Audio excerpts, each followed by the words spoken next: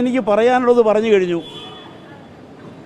ഞാൻ പറഞ്ഞു കഴിഞ്ഞ് ഞാൻ പിന്നെ നേരെ സ്ഥലം വിട്ടു എന്നാണ്. ഞാൻ വളരെ ഇഷ്ടപ്പെടുന്ന നേതാവായിരുന്നു പ്രിയരഞ്ജൻ ദാസ് മുൻഷി. ദാസ് മുൻഷി ഞങ്ങൾക്കൊക്കെ ഹരമായിരുന്നു. അദ്ദേഹം പ്രസിഡൻ്റായിരുന്നു. ഓൾ ഇന്ത്യ യൂത്ത് കോൺഗ്രസിൻ്റെ ജനറൽ സെക്രട്ടറിയായി ഞാൻ പ്രവർത്തിച്ചിട്ടുണ്ട്. അദ്ദേഹവുമായി സമരസരമുള്ള ബന്ധമാണ്. ആ ദാസ് മുൻഷിയുടെ സഹധർമ്മിണി കൂടിയായ ദീപ അവരിവിടെ വന്നു. ഇപ്പോൾ സന്തോഷമാണ്. ദാസ് മുൻഷി സഹധർമ്മിണിയുടെ വന്നു, AICC ചുമതലയായി വന്നു എന്നുള്ള സന്തോഷമാണ്.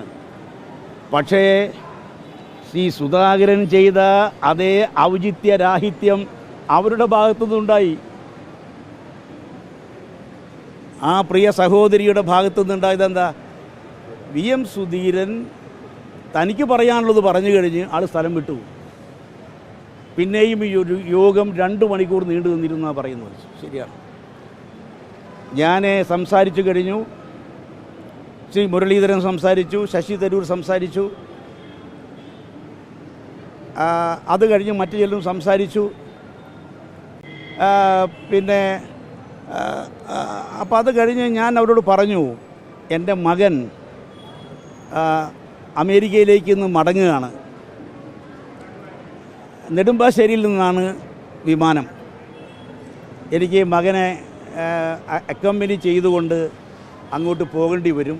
അതുകൊണ്ട് എനിക്ക് അധിക സമയം ഇരിക്കാൻ പറ്റില്ല, എന്നെ പോകാൻ അനുവദിക്കണം എന്ന് അവരോട് ഞാൻ പറഞ്ഞു. അപ്പോൾ പറഞ്ഞു, അതല്ല, ഞാനിപ്പോൾ ഒരു താങ്കൾ പറഞ്ഞ കാര്യങ്ങളെക്കുറിച്ചൊക്കെ കൂടി ഞാനൊരു ക്ലാരിഫിക്കേഷൻ നടത്തുന്നുണ്ട്, അപ്പോൾ അത് കഴിഞ്ഞിട്ടാവട്ടെ എന്ന് പറഞ്ഞു. ശരി, ഞാനിരുന്നു.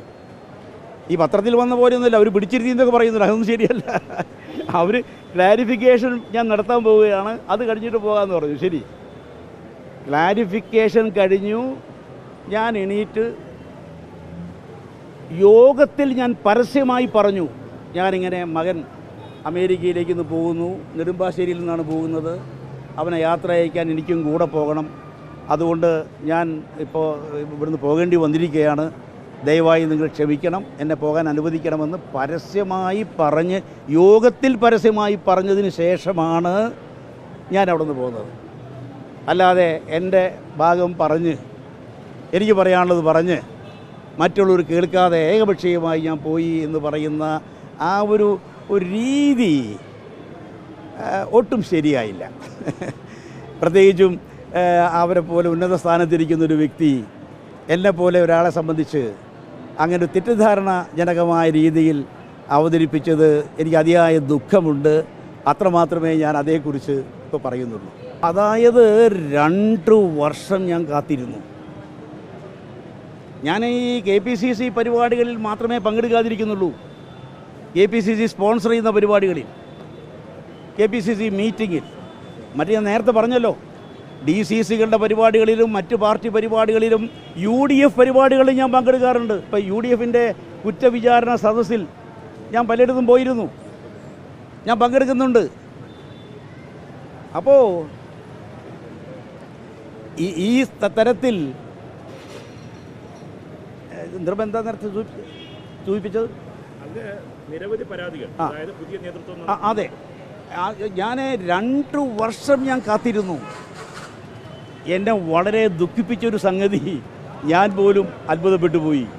എന്നെപ്പോലൊരാൾ വളരെ പ്രധാനപ്പെട്ടൊരു കാര്യം, സുപ്രധാനമായ കാര്യം, നിർണായകമായ ചില കാര്യങ്ങളെക്കുറിച്ച് കേരളത്തിലെ കോൺഗ്രസ്സിന് മുൻ അനുഭവങ്ങൾ ഉണ്ടായതിൻ്റെ അടിസ്ഥാനത്തിൽ അത്തരം അനുഭവങ്ങൾ ഉണ്ടാകരുത് എന്നുള്ള ഉത്തമ താല്പര്യത്തിൻ്റെ അടിസ്ഥാനത്തിൽ ഞാൻ നിർദ്ദേശിച്ച അഭിപ്രായങ്ങളെ സംബന്ധിച്ച് ഒരു തരത്തിലും ചർച്ച ചെയ്യാൻ, ആദ്യമൊക്കെ ചർച്ച ചെയ്യുമെന്നൊരു പറഞ്ഞിരുന്നെങ്കിലും ഒരു തരത്തിലും ചർച്ച ചെയ്ത് പരിഹാരമുണ്ടാക്കാൻ AICCയുടെയോ KPCCയുടെയോ ഉത്തരവാദപ്പെട്ട ഒരാൾ പോലും എന്നെ കണ്ടിട്ടില്ല. തന്നെയുമല്ല, എന്നെ വേദനിപ്പിച്ച മറ്റൊരു കാര്യമുണ്ട്. KPCC നേതാക്കന്മാരോട് ചിലർ ചോദിക്കുമ്പോൾ പറയും, അദ്ദേഹം പണി നിർത്തിപ്പോയി. ഞാൻ കേരളത്തിലെ എല്ലാ സ്ഥലങ്ങളിലും യോഗങ്ങൾക്ക് കോൺഗ്രസ് പരിപാടിയിൽ പങ്കെടുക്കുമ്പോഴാണ് ഈ പറയുന്നത്, അദ്ദേഹം പണി നിർത്തി പോയിരിക്കുകയാണ്.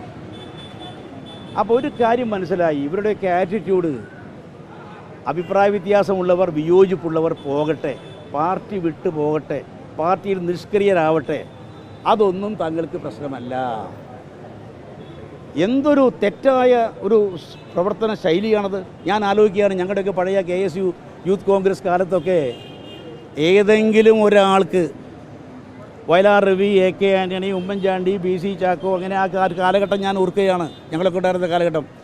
ഏതെങ്കിലും KK വിശ്വനാഥ് KPCC പ്രസിഡൻറ്റ്, ആ കാലമൊക്കെ ഓർക്കുകയാണ്. AK ആൻ്റണി KPCC പ്രസിഡൻറ്റ്, ആ കാലമൊക്കെ ഓർക്കുകയാണ്. ആർക്കെങ്കിലും പരാതി ഉണ്ടെങ്കിൽ, ആരെങ്കിലും മാറി നിൽക്കുന്നുണ്ടെങ്കിൽ അവരുടെ വീട്ടിൽ പോയി കണ്ട് സംസാരിച്ച് അവരെ കൂടി മുഖ്യധാരയിലേക്ക് വീണ്ടും സജീവമാക്കുക എന്നുള്ളതാണ് അന്നത്തെ ശൈലി. ഇപ്പോഴത്തെ ശൈലി എന്താ? ഒരാൾ മാറി നിൽക്കുന്നുണ്ടെങ്കിൽ അയാൾ പോട്ടെ. അപ്പം എനിക്ക് മനസ്സിലായി, ഏതായാലും ഇവരുടെ നിലപാട് ഒട്ടും ആരോഗ്യകരമല്ല, ഒട്ടും തൃപ്തികരമല്ല. നമ്മളൊക്കെ പാർട്ടിയിൽ നിന്നും പോകണമെന്നാണ് അവർ ആഗ്രഹിക്കുന്നത് എന്നെനിക്ക് മനസ്സിലായി.